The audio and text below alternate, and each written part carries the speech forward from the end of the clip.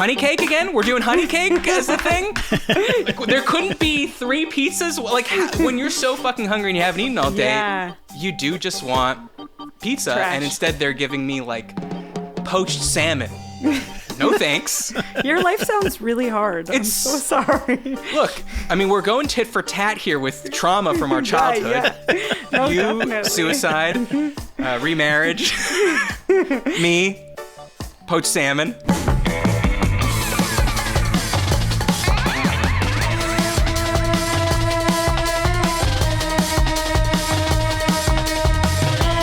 Hello and welcome to Is This Good? The show where we boldly, conclusively, and scientifically decide what things in this big wide world are good.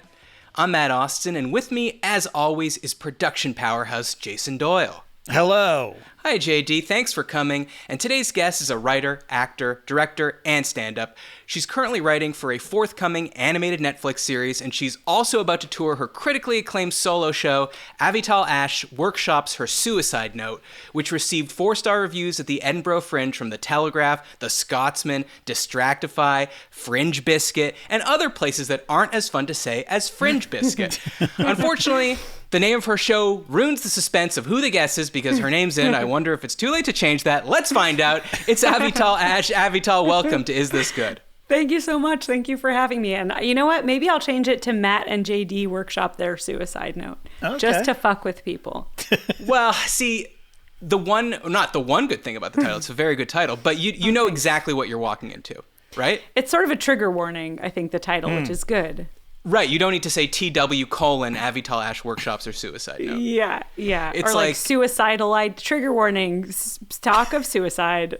Like, yeah, if you didn't know that from the title, that's on you. Yeah, like they don't need to put TW ships sinking in frigid waters on the Titanic poster, Yeah. you know? It's called Titanic. You know what you're getting into. Yeah. Although I do remember in middle school when everybody was like raving about it, my friend was like, oh, I want to see it. I don't even know what it's about. And so then jokingly, I was like, it's about a ship that sinks. And she got really mad that I spoiled it. Yeah. All biopics, very easy to spoil. Yeah. One thing I'm curious about is, so I said in the intro, you were at the Edinburgh Fringe with your show. Great intro. You nailed it. Oh, thank you. But my question is, every time I've ever heard anyone talk about the Edinburgh Fringe, they talk about it like it is the worst thing that has ever happened to them. Why? What about this festival, which is like a very famous festival? I think they have like hundreds of shows. Mm-hmm. I mean, super famous people have done it. People have started there and gone on to great prominence and success. So why does everyone talk about it like it's a colonoscopy? So it's the biggest arts festival in the world, which is amazing. So much art. But that also means that you're competing with more shows than you would anywhere else. And I think a lot of that comes from people who are doing shows to like for an audience of 1 or 2. 1 or 2 people are showing up for the show. Yeah, I think and thankfully I got very lucky and didn't have that experience. I definitely had nights that were smaller and nights that were more full. But there are some people who are like every night they're performing to like 1 or 2 people, which seems pretty harrowing. That's the Matt and JD workshop they're saying right now. That show's getting 1 person and they're there by accident. I mean, it really also depends like what venue you're at and what time. And, you know, it's like, there's so many factors. So then how do you pre-negotiate that before? Like, how did you know going into it that you weren't going to be one of those shows that had 2 people in it? I did not know. I was scared and I was prepared for that possibility, for sure. And you still went? I still went. Okay. So you're sort of a hero. Oh my God, thank you. I mean, you said it, so it must be true.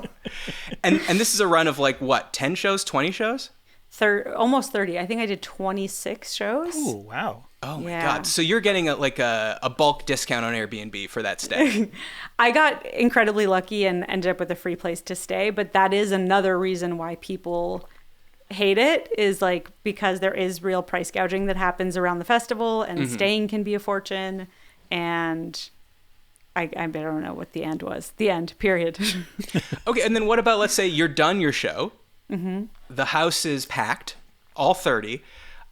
Is it not fun after? Like when you're around all these interesting, funny, creative people? Or do people not hang? I would think so. Yeah, I love that part. Like Oh, it was just the glare. I thought the recorder had stopped. Sorry. I got nervous. Okay. We've got backups and backups. We got backups and backups. In fact, just throw it out. In fact, just close your laptop right now. We're fine.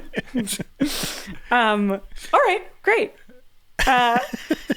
I got a call, which thankfully didn't disrupt. I'm going to put on Do Not Disturb just to prevent that from happening in the future. So I never went to summer camp, but I imagine this is sort of what it's like. And yeah, I loved it. I had a great experience because as someone, you might have guessed from the title, as someone who struggles with depression, some of the keys for happiness are like a sense of community and a sense of purpose. And every single day it was super clear what my purpose was. And then you have this built-in community of people who are doing the exact same thing you are. So you're like trench buddies. Is that a phrase? Is that what it's called? Yeah, that's definitely a wartime phrase, in fact. War trench buddies. World War I saw terrible, the trench buddies that were lost. Yes, there was just as much death at the Edinburgh War trenches. But you also probably don't want to hang out with someone that's like Bill Fadewell, is happy all the time. That's probably not the show that you're going to be trench buddies with. Or maybe we would just hit it off so well because opposites attract. That's true too. I did meet someone, Darren Harriott, who's this great UK comic, and we met, and he was like, "What's your show about?" And I started with, my biological mom committed suicide when I was a baby, and he was like, "My dad killed himself," and we high-fived. And so I feel like you do meet people that like laugh about, there's also dramatic shows. I don't think I overlapped with anybody who was doing like a proper play. I think it was all comedy people. But yeah, there's like I feel like we kind of have a similar sensibility. We ended up here, which is an insane thing to do. And we like to laugh about dark subjects. Obviously that's not everybody, but that's what it felt like to me, was just meeting a lot of like-minded people. For me, co-suicides is more of a fist bump than a high five, but it's to each their Interesting. Own. Is there a reason, do you think, that you'd go fist bump? I think it's more of a sense of camaraderie, whereas a high five makes a sound that perhaps doesn't go well with suicide, but what do I know? Yeah, interesting. I feel like a fist bump might be more solidarity and a high five is more joy. So then the discord between the joyful high five and the subject matter is also like a little notch in favor of the high five. Well, also, is this good? Fist bump versus good? High five? High fives for suicide. Let's find out. Do you think you have a thing about spoiling things for people? Because I'm going to see your show at the end of this month, and you kind of just ruined it for me. You'd be surprised at how much I haven't ruined it. Okay. Because that's sort of where the show starts. Okay, there was good. like one review that had a line from the very end of the show, and I was like, don't put that in there. But it really is kind of like, to start, I have this, genetic predisposition in a way. It's in my family. I'm depressed.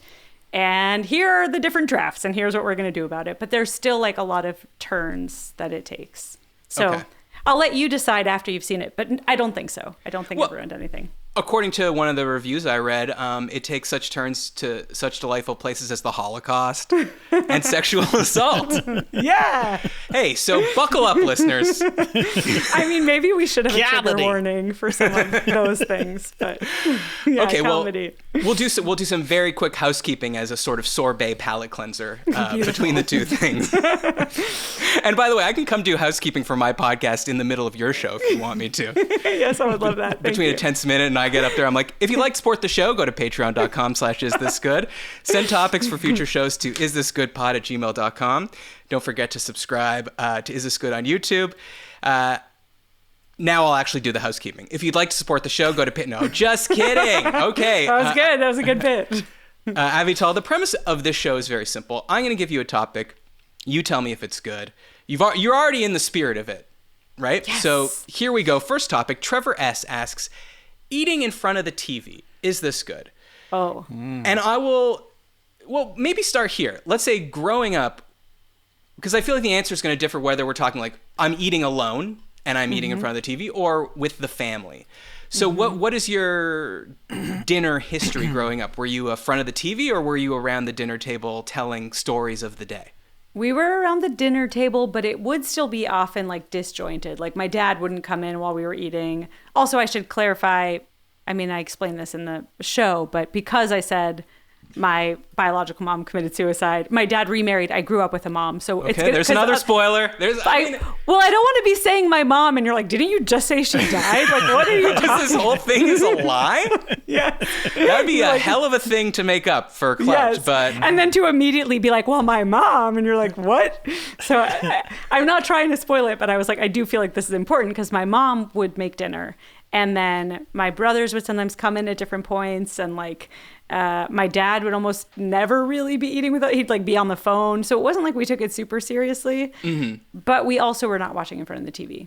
But you also couldn't have done that, because imagine you sit down to watch Seinfeld and your dad's coming in 15 minutes through, and then your brothers are talking on the phone, whatever. It's like... It would ruin it. It would ruin it. You have to show that you can handle being silent during dinner around the table before I'll take you in front of the TV. That's a great point. It's a privilege. Yeah.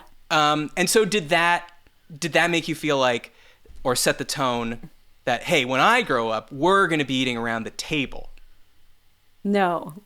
I love to eat and I love to watch TV. So combining those things is like peak joy. It's pretty fucking good, isn't it? Yeah. Yes. It's like my favorite way to do either of those things. I know, but they don't want you to. Like, my parents were very much on around the table. In fact, like, having the TV on, unless it was, say, like the Super Bowl or something, was so frowned upon that you would think it was a sin. A TV dinner? I don't think so. We didn't have those little trays that you could fold. So I kind of grew up super jealous of my friends that were like, oh yeah, we just watch the game or whatever.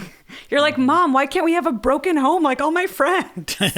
Well, honestly, same thing when you would find out, like, some kid would come in and be like, oh yeah, we ordered Domino's again last night. And I'd be like, oh, so fucking jealous. And didn't realize that's because their mother didn't love them. And now that you know, are you still jealous? Or you're like, yeah, it's nice, my mom liked me or whatever. I do love Domino's, you know? Yeah, toss up, hard to say. Also, I don't know, this is a random thing too. But on Yom Kippur, when we'd break the fast, we'd go to synagogue, then we'd go and you hadn't eaten all day. And so you would go to someone's house in my family, and they'd prepared this like beautiful spread, and they'd set the table perfectly. And I would literally always get there and be pissed off and be like, honey cake again? We're doing honey cake as the thing? Like, there couldn't be 3 pizzas? Like, when you're so fucking hungry and you haven't eaten all day, you do just want pizza. Trash. And instead they're giving me like poached salmon. No thanks.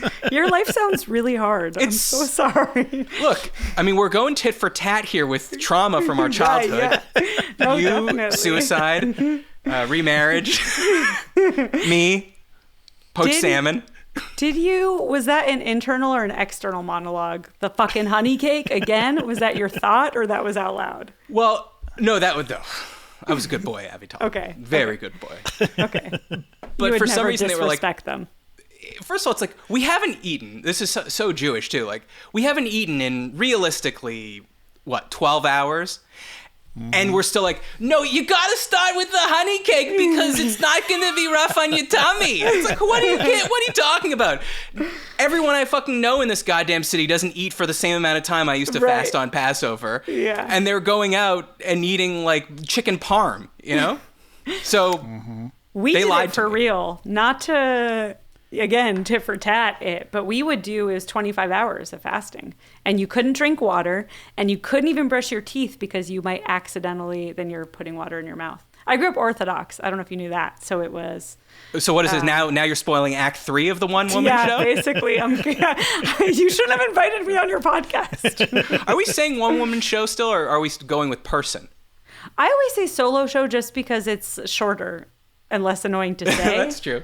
But yeah, one woman show, one person show.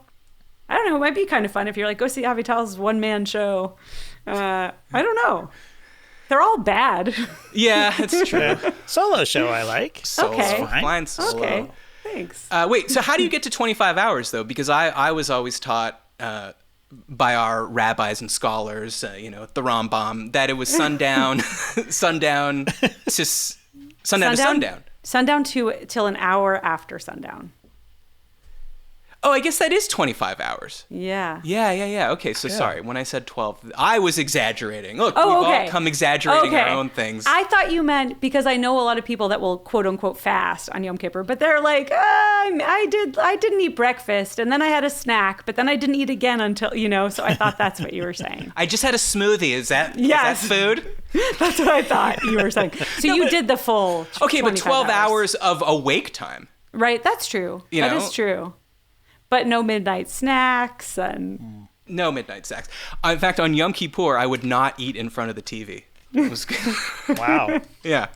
That's beautiful. What's going on in your house, JD? Are you trying to instill table eating with your kids? We try, for sure. We do. But you hate it because you want to be watching TV. I want to be watching TV. What do you want to be watching? Anything. My kids are older now, so we can literally watch anything. House of the Dragon, put it on. Sopranos, put it on. Cool. But yeah, we like it's. I think the kids enjoy it more. Like they'll bitch about it, but once we're at the table, we're actually like talking and having fun. But the slightest little excuse to sit in front of the TV, we're all like, okay, let's just eat in front of the TV. Mm-hmm. Yeah. Oh, this is coming out today. Okay, let's just. I've got a little bit of a backache. Let's sit in front of the TV. Mm-hmm. But we try to do it as often as we can. But in my house growing up, always at the table. But you didn't have a TV. That's right. We didn't have it. The TV wasn't invented back then. I know. But what is this ruse that we're doing here? It's like families, like our parents are teaching us when we're kids, you got to sit around the table. Mm-hmm. Sitting at the TV, that's for the divorced and the poor. That's right. And then we are just like wanting to sit in front of the TV, but our parents are telling us to sit at the table so that when we grow up and we're old enough, all we do is sit in front of the TV, mm-hmm. College years, whatever, after. And then when we have kids, we will pretend we never did that and force them to sit at the table so that then when they get older, they can finally self-realize and sit in front of the TV. It's a weird thing we're doing here. Yeah. I mean, I think the idea behind it is nice of like, let's spend quality time together. For sure. Pass the salt. Yeah. Well, pass the green beans. When you have kids, you're going to love it. It's for the parents.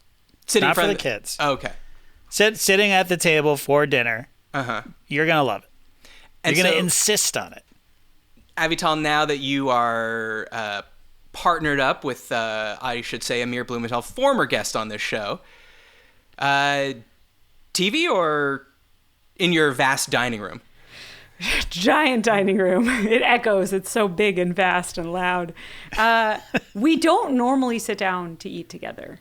And we don't normally sit down in front of the TV together either, because I'm much more of a like TV and movie person, and he's mostly just wants to watch sports. Yeah. So sometimes it's literally like he's on the couch with the TV on eating, and I'm like in a chair with my laptop watching a TV show, like two strangers or people who dislike each other. Okay, so this is the end of the show when you talk about your unsatisfying marriage. And then I go into the bedroom and cry. Yeah. Do you have the thing where you can't start eating until you've selected the show you're going to watch? Yes. And do you find that the delays the eating? Yes, or it's more, because I love it, there is thought ahead of time of like, if we're ordering food or making something, I'm like, what am I going to watch while I eat it? And I try to figure it out before the food either has arrived or is ready. Right. Wait, so are we talking pairings of food? Like, if I'm going to order... Like Emily in Paris, I got to have a baguette? Yeah. I love that. I have not done that. More just like, what am I in the mood for? And do I want to start a new show? Sometimes it's obvious. Sometimes you're sucked in and you're like, I got to finish this. Right. But other times you're like, all right, what am I in the mood for now? We have been watching Curb together, so we'll sometimes eat with the final season. It should be. But we've not been doing pairings. Have you guys done that? Have you tried that? I've never once done that. I mean, we're currently watching The Americans for the first time, and it's not like we have TGI Fridays every You should. It'll enhance get the Applebee's Dollaritas going where another episode of The Americans is coming up. Oh, we're watching Mad Men. Just cigarettes and scotch for dinner tonight, kids. I mean, that sounds nice. That would be pairing. That would be really great. I remember somebody was watching The Godfather for the first time, maybe even and the sequel, and they did, like pasta and garlic bread, and that seems fun. Yeah, like if you're having, like, let's say a Sopranos watch party for the finale and everyone's going to bring baked ziti or whatever, Yeah. sure, fine. But to Yeah. do it at home, it's a little... You have to Try hard. romanticize your life, Matt. You gotta start. Do I? Are you sure? Every night is sort of a party, even if it's just a party of two. I really don't feel that way, and I really, and I have thought about that as I've lived with my girlfriend for about a year now. So I'm like, it really is just a bit of a grind over here, you know? And that's not her fault, and it's not my fault. It's just like, what do we do? I feel like a coach. I'm like, what are we running here tonight? Okay, I make dinner. We watch an episode of The Americans, maybe if we're being naughty too. I mean, that's the other reason you have to eat in front of the TV. Because by the time I'm done work, she gets home, she's done work. If we're not eating while we're watching TV, then... There's no time to watch. There's no time to watch. Yeah. There's no time. It's true. Do you guys have similar watch patterns? Because I want to binge. I'm like, if there's another episode, I want to keep going. And Amir's like, one is enough. We'll watch the next one tomorrow or the next day. And that's hard. Well, I am like that, but I also am someone that falls asleep 2 hours into TV no matter what. So that saves the binging. I would say, I'd say honestly we're pretty good, because it does drive me nuts if someone's on their phone while we're trying to watch TV. Oh, I hate that. And she's good about that. JD, do you binge? I'll binge for sure. Binge. Yeah, I absolutely. love a binge. It's the best. Do you find, though, one thing I will say about eating, because I was thinking about this last night as I was eating in front of the TV, is that, like, sometimes I'll start the show, I'll take a bite of what I'm eating, and I swear to God, if you said, no looking down right now, what did you just put in your mouth? And I don't mean, like, did you put the broccolini in your mouth or the grain of rice? I just mean in general, what dish are you eating? Mm-hmm. No idea. Yeah. And I think I eat more.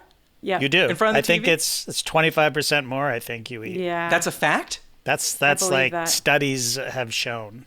Well, how am I supposed to romanticize my life when I'm eating 25% more food? And then if I finish it and the show's still going, I'm like, yep. Something's I need missing more food. here. Yes. And I need more food. So here's the thing. It's bad to eat in front of the TV, but it feels good. Yeah. Well, Avital, we poll our listeners before the show, and a real landslide here. 91% of people say eating in front of the TV is good.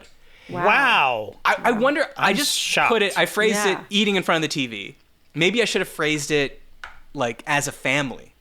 Because then it would be lower. Yeah, then I think Right. And then we would really find out which of our listeners have parents that love them. Right. Most of them are just lonely dudes sitting at home. Oh, What are they gonna? During the else are they pandemic, gonna when I do? lived alone, a new option or newish option: eat dinner while listening to a podcast. Oh, the saddest. Why? So sad. I wonder how many Sometimes it's a people are treat. doing that now, listening to this podcast while eating. 100%. Oh, yeah. and we love you. Feel me We hugging do. you right now. If Yeah. you're, and what I'll say is Yeah. sometimes take the headphones out, put the podcast onto a Bluetooth speaker, put the Bluetooth speaker across from you. Yes. And Now we're it's your like- companions. And you know Yeah. what? Why don't Now we it's pause? a dinner for four. JD, pause here for a second Okay. so they can say something. Wow, that was good. That was good. That was good. Okay, next topic. Diego J asks, banning kids from your wedding. Is this good? So we're talking kids only weddings. I think you got married this year. Kids Is that- only weddings. Kids only. Oh, no adults. You did Only say that. children. Child brides only. Yes, my wedding, I was 5 and Amir was 6, and no parents were allowed.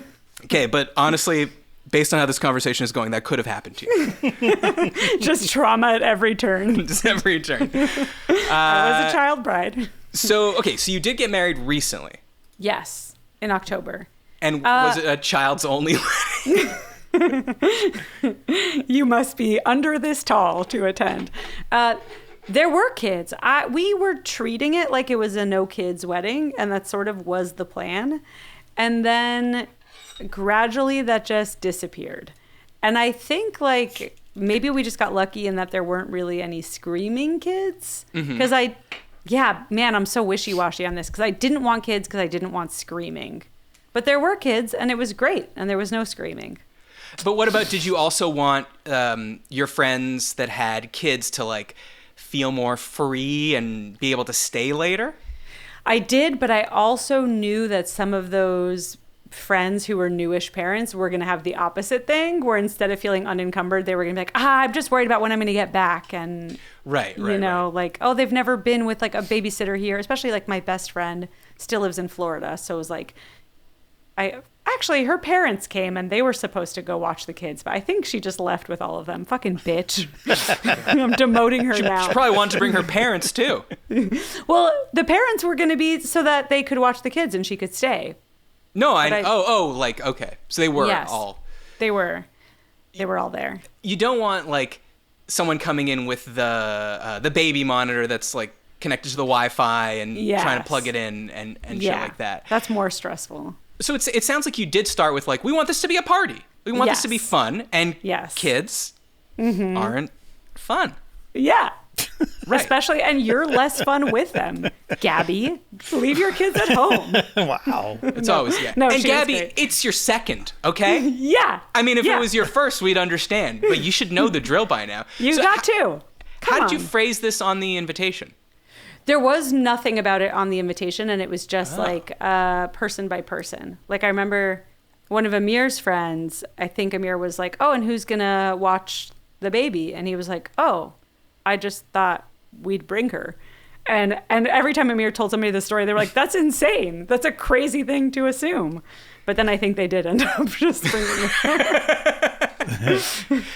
It is, okay, one thing I'll say is it is weird because we do, like kids are, to me, synonymous with weddings in a sense, right? Because like you want the cute flower girl. On the dance floor also. Yes. You love a kid on the dance floor doing this. Yeah, that was adorable. And you I hope do people love... turn on the video for that. Yeah, come. Do it again.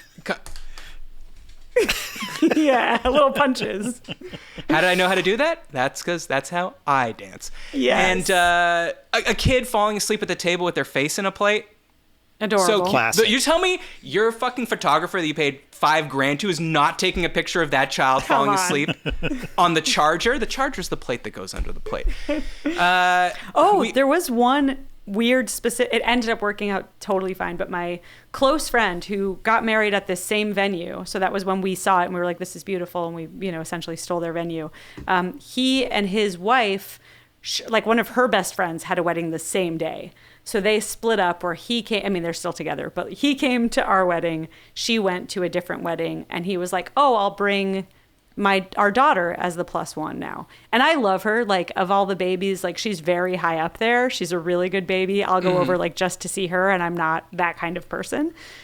But then I was like, oh, we're not, like, he just was sort of like, easy, I'll swap my wife out for my daughter. And I was like, I didn't want to just be, yes. And so I tried being like, hey, so we actually, I think it might be a little bit weird because there aren't going to be any other kids there. And he was like, that's fine. That's fine. She loves adults. She's an old soul. Exactly. She loves Anderson .Paak. She'll fit right in. And she was great. It was way better for her being there than not.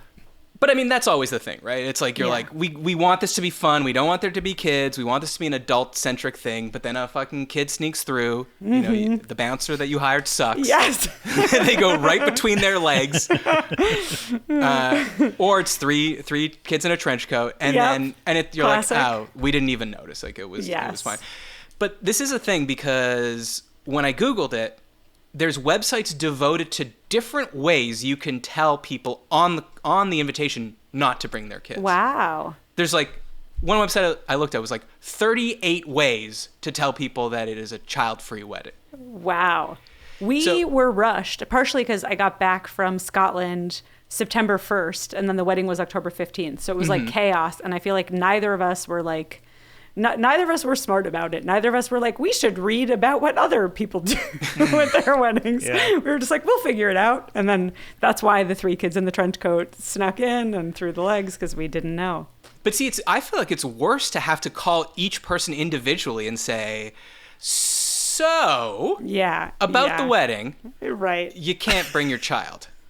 I don't know why I thought the default would be people would assume, like I remember my friend invited me over for a birthday dinner, and she Yeah. was like, and I'm so sorry you can't bring Luke, which is our dog. And Oh. I was like, yeah, I wasn't planning on just showing up with my dog. I would have been like, can I bring Luke, if that was the plan? And I don't know why I thought the same with babies, that if anybody wanted to bring one, they would be like, can I bring my baby? I thought the default was no, and that they would ask. Look, if it's an I was outdoor wrong. wedding, Yeah. bring your dog. I say Yeah. sure. We did bring Luke to the wedding, actually. Oh, okay. So it's fine Yeah. for you. Yes, exactly. And the flower girls, we were like, we'll have Luke walk down the aisle, we'll have the flower girls walk down the aisle, and otherwise no kids. But Oh, right. Because then it's also like, what if I don't know if you have siblings, or whatever, but like if I have a sister, if she has kids, how am I gonna tell her my nephews not to come to the wedding? Right. So That's hard. And then people show up and they're like, well, they're here. Yeah. I had to get a babysitter, and my kids Yeah. would have loved. That's this dumb thing. Is like parents are like, well, Annabelle would have loved this. I never once remember No. my parents being like, oh, well, we're going to a wedding on Saturday, so there's gonna be a babysitter, and I would be like, Right, crying. the Mehrbaums didn't invite me to their wedding. Devastating. The most boring people in the world, and that's no slight to the Mehrbaums. That's every adult when you're a Yeah, child. They're right. the most boring people. That's so true. Also, my mom, who really was an MVP and planned a lot of it, was like, oh, I found a sitter who can come and like be on site so people can leave their kids with her. And Right. Amir even has been like, was that person actually there? Did that happen? And I'm like, I don't know. Because I think what happened is people were like, okay, great, there's a sitter, and then just kept their kids the whole time. It'd be good if it was the people from the Kanye West school. That's who you want to leave your What- kids with. What is that? Oh, You don't know just about like, the Kanye West school? No. He started a school in Los Angeles, like his version of what Montessori would be, I suppose. Uh-huh. And now he's just being constantly sued by everyone that worked for him at the Wow. store on account of the Hitler. The Hitler and the kids, they don't mix. And he They said don't maybe mix. there's a way we could combine the Hitler with the kids. This is, you're exaggerating with this specific thing. Right? No, There I'm was- not exaggerating with it. Well, I just mean, Kanye is a Right. big He fan doesn't of like that. Jews, but he wasn't. No, but he literally said he wanted to put the kids in a cage, like when they were Oh. misbehaving. Oh, Yeah, that makes me worried for his own kids as well. yeah. It does sound like a school he could have started in 1939 Yeah. in Germany, but Yes. now it's not really. Aside from the fact that they would have killed him, probably. That's but true. That's yeah. true. But no, You I can't think win. Yeah. Nah. Okay, let's go over some ways that you could say it, because I think they're divided into three main categories. Yes, I love from this. what I saw. So there's. Well, I thought mine was good, but it didn't work, which is just, what she. was yours? I was like, I think she would be the only kid there, so it might be a little weird. I thought that was good. But there's so many things I could say back to that. It's not airtight, and I want airtight. I thought it would make him go, oh, there's no kids. Okay, I'll just come by myself. But no. Well, have you? You're right. It wasn't airtight. You're I know. correct. The thing about parents is they love their kids. Yeah. So Hopefully. they're not thinking that their child is going to be a drag on the event. Right. To them, Right. it's like caterer, DJ, my child. All will bring just as much joy to this wedding. Can I ask a question?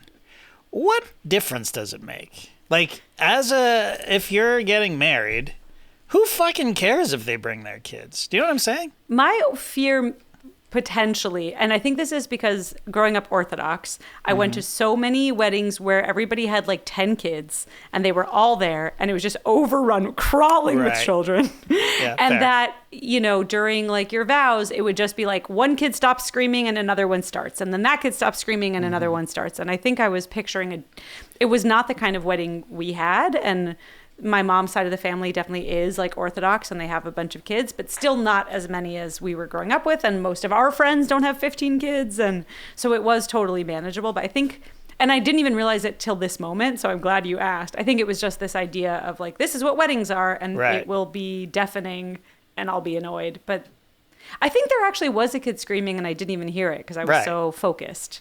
But as a somebody- potential solution, did you just think to write on the card, no Jewish kids? Oh, that's good. Right? It didn't even That's cross right out my of the mind. Kanye handbook. Yes. Now I'm just reading from his syllabus.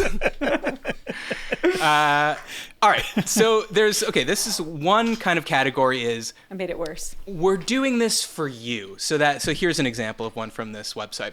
We hope you will understand our decision to make the wedding children free and take the opportunity to let your hair down and celebrate in style.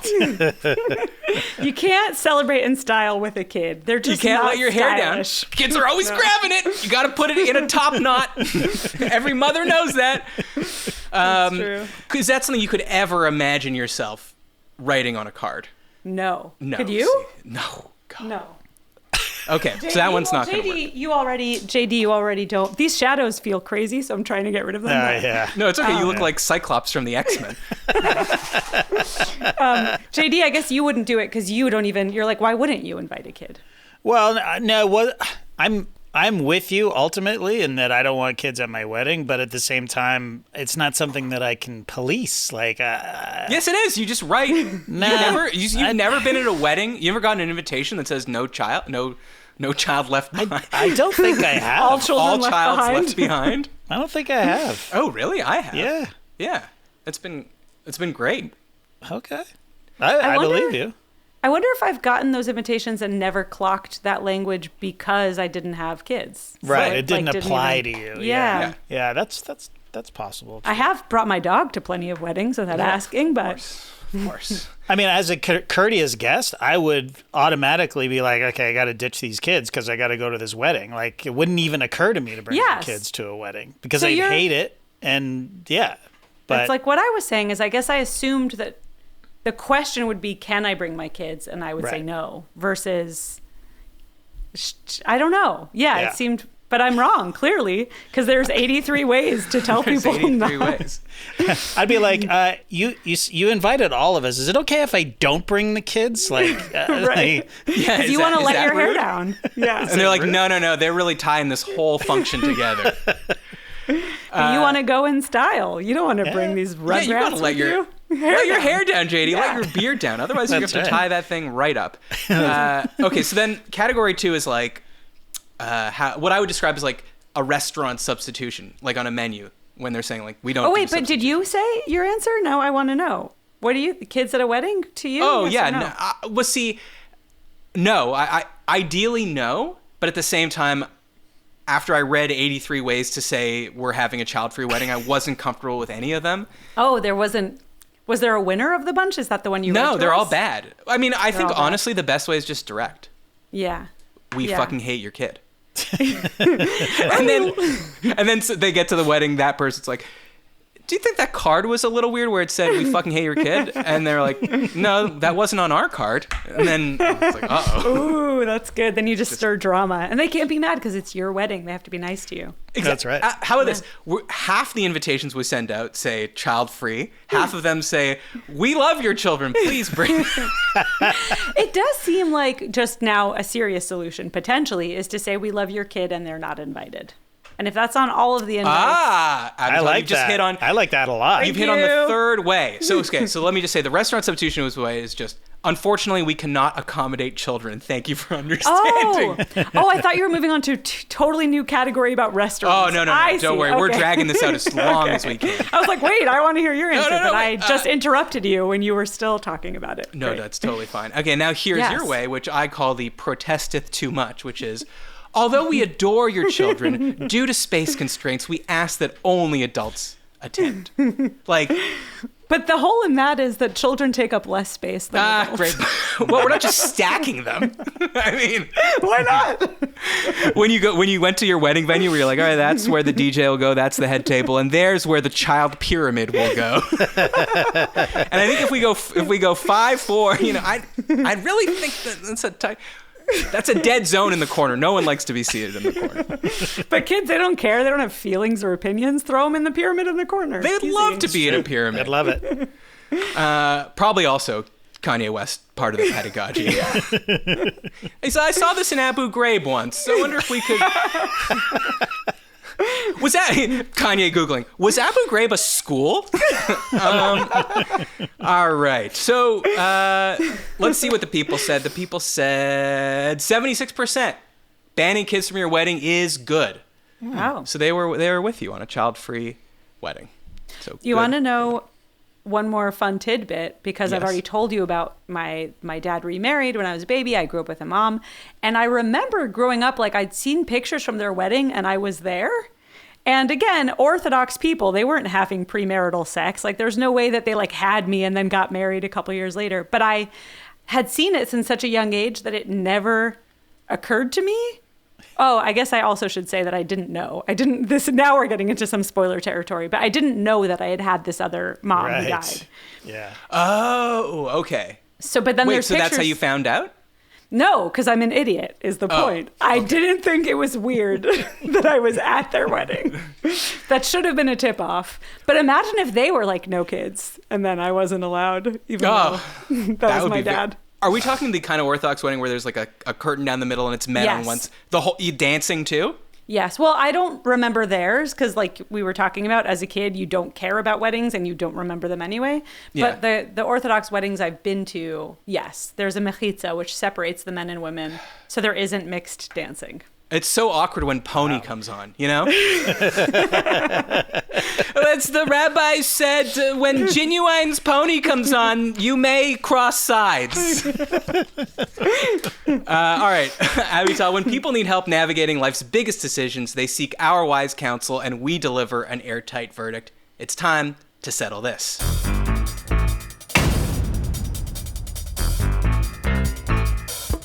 This is so people usually email in with their questions and we help figure out their problems for them. This one's very personal to me, and I think you'll see why as we read this.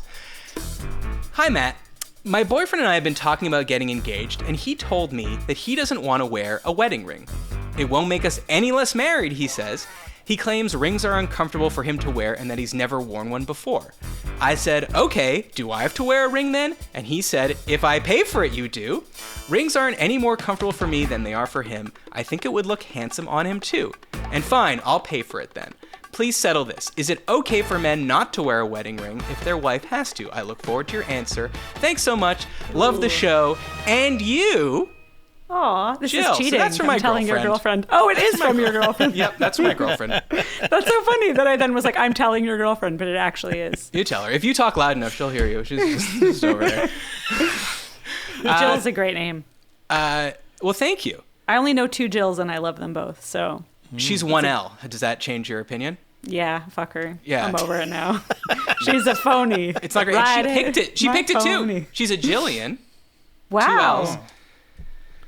It's the one thing that's wrong with her. You know, I guess if you're shortening Jillian, what difference does it make how far you go into the L's? Just why have an L at all? Just be G. Yeah, G.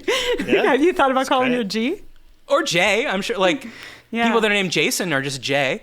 Yeah. Big J. What's up, Big J? Maybe I should start calling her Big J. Just throw her up an alley-oop. See what happens. Yeah. See if she dunks Well, now it. she's heard the plan, right? Or no? Close the door. Okay. Well, the thing is, this is mostly true. I'll wear it when we get married, but I'm just saying in general, I've spent a whole life not wearing jewelry. I don't even wear a watch.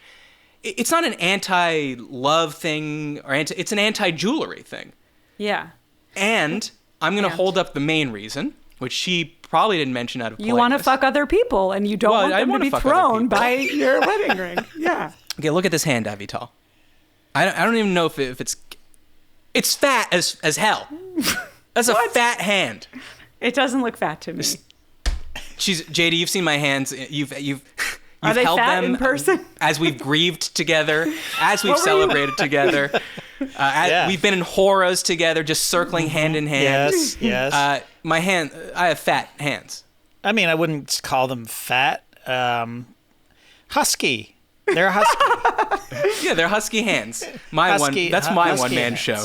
Yeah. Husky hands. Well, what does that got to do Old with wearing fat a ring? hands. My life with fat hands. Well, what does it mean? What does it have to do? Just get a big ring. Short, stubby fingers look weird with rings on them. Everyone knows that. About that. Does everyone know that? What do you think? They look better on fat, stubby hands? I think you're being very Sorry. self-conscious right now. When you hire a model, are they a lithe, flowy woman, or is it like Danny DeVito in a dress? But by your logic, right? Because yes, like clothes look better on models, but by that, your version is like then fat people should be naked. Like nobody who's not tall and lean can wear clothes. Okay, now I feel like you're reading from the Kanye West curriculum. No, this is what I'm saying. You're saying. I feel like I'm saying it. Well, yes. I'm just saying that no, because you can get clothes in different sizes. Like a ring is a ring. You can get a ring in a different size. I know, but it's still a ring. Like, But for a instance, shirt I'm is not still a wearing vertical stripes, Avital. You know why? You know why. I'm not saying you know why from experience. I'm just saying you How know dare why. Yeah, You know, I'm not wearing a white T-shirt. Is that a thing? If you're self-conscious, you could see silhouettes of certain. I guess so. More things. clearly in white. Sure. Yeah. So, okay, Matt, I think you're kind of bearing the lead here because you're saying you don't want to wear a ring. Fine. But you're saying that she does have to wear a ring. I think that's really what this is about. But she wants to. What is she even talking about? Okay, but if she doesn't want to wear a ring? If she didn't want to, would you be like, that's fine? Like you said, if I pay for it. But what if you don't buy her a ring and she doesn't wear one? Is that Can okay? I even do that? Sure. I mean, if she's okay with it. I did it. Yeah, no rings? Don't I have No to rings. put it? What did you put on her finger when you proposed to her? Oh, yeah, she bought her ring. No rings that I bought. We agreed to get married, but then she was like, well, I'd like a ring. And I was like, go for it. Wow. Not even like a ring lollipop, a ring pop or something? No ring pop or anything. But are we talking engagement ring or the band you put on when you get married? Well, the engagement ring, and then she bought the engagement ring, but we did buy rings to sort of for the ceremony, which I wore for about a year, and then I just kind of okay, let's see your hands. You know, Not wearing it. I'm not wearing any rings. Is that and does she? She does not. She doesn't either. She wore hers for a little while, and then she read Blood Diamonds, and then she took it off and said, "I'm not wearing this anymore." And I'm saying, "Great, neither am I." And we put it in like a little dish, and I haven't seen them since. To be honest, the blood has already been shed, though. The blood's not going back in. I know, but you know. I don't have a diamond, so my hands are clean. But are you wearing it? I am wearing it, but it's like it's just like a pretty ring. It's not like it doesn't necessarily look like an engagement ring. Like people have seen it and not realized that that's what it's for. But it's on. And does that the change your finger. life in any way? That people don't know? Yeah. I guess I did find like at Ed Fringe, for People example. weren't congratulating me with the frequency that I would like. It's actually the opposite. I would get really that was the thing that I liked is I would always feel really embarrassed for whatever reason. People say congratulations and same after I got married. I'm like, we didn't do anything. Like, stop. So for me, that was an upside, but I guess the flip side, right? If the idea of the ring as a deterrent. So people are like, he's taken, stay away. I think it didn't do I remember telling somebody that I was engaged at the Edinburgh Fringe, and he was like, "Really?" And I was like, "I mean, I wear a ring." And he's like, "I didn't know that that's what that was." So I think like the diamond sends a clearer signal. Right. But I was just like, "This is pretty." That you don't care and what's happening in Africa. Yes, exactly. Yeah. But I've tried to convince her that, and I think this is just like sort of anecdotal, but I do kind of think it's true that women feel attracted to men that are married because at first they feel safer. They're like, well, this guy's married. I can talk to him. He's fine. And then they also know that you can commit because you already did it once. Right. That's the weird thing because I think studies show that women like a man with the ring because it shows that he can commit. But then if he's interested in you, it's like he can't really. Yeah. He's just not good at it. He can do it. Right. Badly. I didn't say how good he was at it. Yeah. So I'm really saving her from me being constantly hit on because as soon as these chicks see this ring on my fat finger. Does your arm hurt from that reach just now? Or? Girthy. I mean, women love girth. So what about this? Chain around my neck with the ring on the chain. No. Thank you. No, thank you. Okay, crossing that out. I mean, I do think... on the one hand, I do kind of get it because I think there's an identity piece of person who wears jewelry and person who doesn't.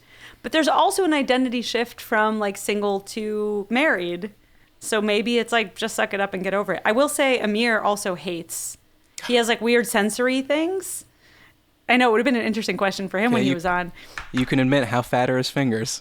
I don't think they're fat, but I don't think yours are fat either. Well, right before the show, he did. We didn't see his face, but we did see his. We did, yeah. see his hands adjust your microphone.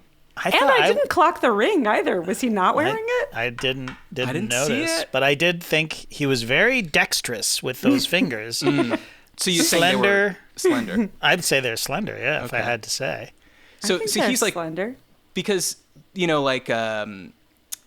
depending on your profession, a lot of people men don't wear their rings, like mechanics, electricians, Right. machinists. Of course, none of which would apply to Amir or No. myself. Right. Well, he does. Podcasters. I really need these hands for podcasting. I think he does take it off like when he plays tennis. Okay. So there are certain things. And when he plays basketball, like often I'll see it on the table. Right. But he did feel weird about it. And I remember him being like, do I have to wear a ring? And I was like, if I have to wear a ring, you have to wear a ring. I mean, I think it's kind of fucked up that men don't wear them as an engagement thing and women do. Yeah, that's true. Right? Well, that's But- our, like, if you're engaged for 1 year, that's your year to go and just get as much puss as possible. That's what it seems like. Yeah. And and then when you put on the ring, you stop calling it puss. And Yeah. that's why women are more attracted to you. Look, that wedding ring's why not did that gonna do even come much. out of my mouth? I mean, are puss and puss spelled the same? I guess they are. They No, would be one S versus two, like Jill and Yeah, Jill. Jill and Jill. Puss is one S. One S Yeah. puss? Yeah. Two S's puss. So close, Maybe but that's why very Jill far. dropped the L. She's like, she relates more to puss than puss. Yeah. Honey, do you? No, just kidding. Okay, But well, what Amir did, which I don't know if this appeals to you at all, he got a wooden ring because he really was not into the idea of wearing metal for some reason. And his is made out of wood. He was And I think he was it's- scared that it might be the one ring to rule them all, and he didn't feel like he had Yeah. the bravery inside of him to throw it into Yes. Mordor. couldn't handle accidentally going invisible. Slips the thing on. What about this? Tattoos. Just get tattoos. Engagement tattoo. Here, No. hear me out. No. Engagement tattoo where you both get a heart over your heart. Oh. Okay, that's an engagement tattoo. And then when you get married, you put each other's names in the heart. So it's like, I'm engaged. So during your engagement, you have these matching tattoos. And then you put your Jill's name. I love how much more complicated that is than the wedding band tattoo. Yeah, I thought you were just going to not- say. Yeah, just doing this, tattooing your finger.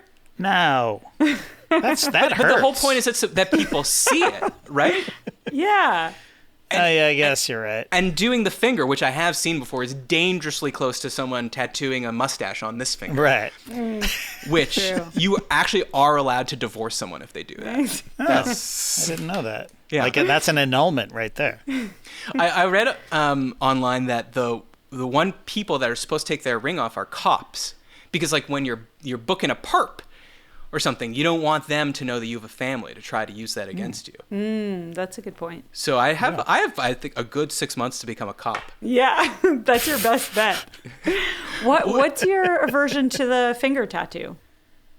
Like the circle going all the way around? Yeah.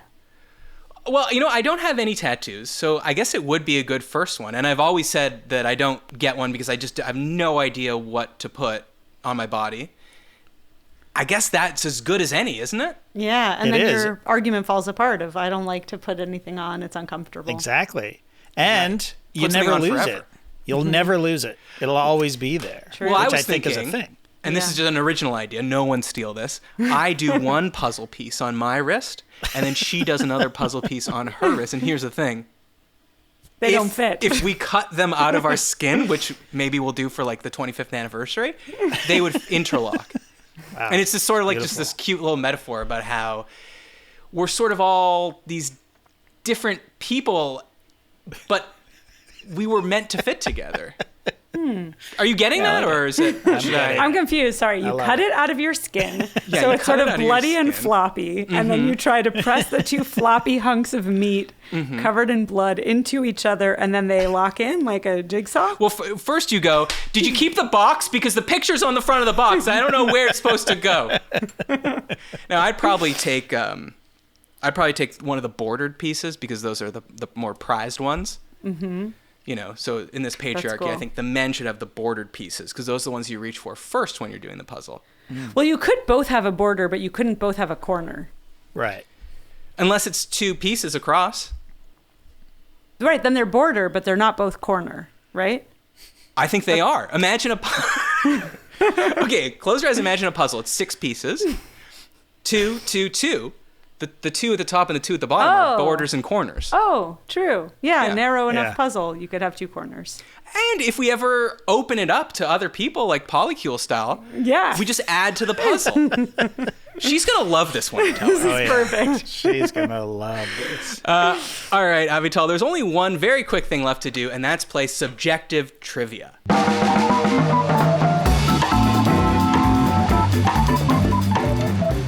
Subjective trivia, it's just like regular trivia, except only I know the answer. As you may know, you said that your husband loves sports, so I'm sure you know the NCAA March Madness tournament is over now. You Now I know, made a yeah. face that's Well, led me to I believe you actually- didn't know that. I did come in 3rd in our pool at the office, March with the brackets. I don't know. No, you did it in the brackets. Yeah, Yeah. I did that. So I did know, I just forgot, but I found out today because I was like, oh, it must be over if I came in 3rd. Okay, how about this? A bracket with my wife-to-be, and we're both on different sides of the bracket, and then everyone else in the bracket is like an ex of ours, and then we like meet in the middle. Oh, that's great. is. I like that. That's kind of cool. Yeah. So, writing that down. All right, so the that tournament's tattoo over. too. But this inspired the question because, of course, we got to see all the stars during the tournament. And by the stars, I mean all of our favorite insurance spokespeople in an endless amount of ads. So today's question is, who is the best insurance spokesperson? Oh, wow. So I made this, you're probably saying to yourself, no way he made that. Yeah, I did. I made that. I made this graphic that you're looking at. So here are your options. Flo from Progressive. Professor Burke from Farmers. Perhaps you didn't know his name was Professor Burke, but that's J.K. Simmons. I Mayhem? don't think I've seen him. You've never seen him? Like, I see that it's J.K. Simmons, and I'm like, oh, cool. I like him because it's J.K. Simmons, but I don't think I've ever seen an ad with him. We Crazy. are farmers. Bum, ba-dum, ba-dum, bum, bum. Is that ringing a bell? Yes, but I don't remember him being in them. Oh, okay. Well, he is. Okay, sorry. Go on. Mayhem from Allstate. The Gecko from Geico. Jake from State Farm. And Limu, Emu, and Doug from Liberty Mutual. What So- was the that one question, either. Matt? What is Who the is question? the best insurance spokesperson? Just the best. Okay, And okay. I have my answer written here, so you know I'm not cheating. The goal is for us to have the same answer, and you can consult with JD. He does not know what my answer is, and you can try to get Okay. in my head. Again, your choices for best insurance spokesperson: Flo from Progressive, J.K. Simmons from Farmers, Mayhem from Allstate, The Gecko from Geico, Jake from State Farm, and Limu, Emu, and Doug from Liberty Mutual. I'm sad that I've never seen the Limu, Emu, and Doug because there's an emu. That's It is an cool. emu. Is it real or is it like a puppet? It's real. Is that Well, a it fact? looks. I think it's real. Yeah. Okay. It's got to be real. In some of the ads, it looks computer generated to me. Maybe. I think they're using all the tools in the tool belt to make yeah. Limu Emu come alive. But Gecko is definitely real. That's 100% a real. 100% real. Gecko. Talking For sure. gecko Talking with gecko. a British accent? Is that what I that think is? so. It's hard to find a gecko in Britain too. I don't know if That's you knew true. that. I so- see him all. Did not. We're lousy with him out here on the West Coast. Almost stepped on 3 today. Yeah, but they have California accents. You can't have that. Yeah. That's right. You're not going to buy insurance from a surfer? That's the only unrealistic part about it is why does he have a British accent? It is really weird. Why does he have a British accent? Yeah. Because they sound like they know what they're talking about. To us dumb Americans. Right. Yeah. It's a good point. No one's going to believe this gecko can actually sell insurance. What if he had a British accent? That's it. I'm listening. All right, Avital, I have no real sense here of where Matt's going. Okay. I would eliminate Flo and Jake out the gate Same. because they're Okay. kind of mainstays, but also kind of the most dull of the 6. And Yeah. because we usually only give you 4 options, I'm going to tell you, you correctly eliminated 2. okay, We great. were on the same page. I know you get credit for it because you said it, but I was thinking it as well. All I was right. definitely with you.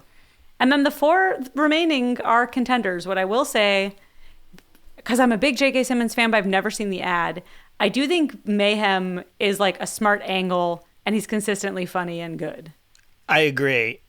He's my favorite of the remaining four, because as you say, he's funny and it's good, and it's a good bit. Yeah. That has stood the test of time. That's right. JK. Yeah, go ahead. JK, he started the role before pre-Oscar, and then he just continued doing it post-Oscar, which respect to JK, right? Get that bag. Yeah, exactly. I literally thought you were about to say pre-Oz. I was like, really? I'm not sure that's true. J.K. Simmons was in Oz, right? Yeah, so was Mayhem, the Mayhem guy. Oh, Wow. Mayhem guy. Unfortunately, we know cool. J.K. Simmons' name. I call Mayhem guy 30 Rock guy.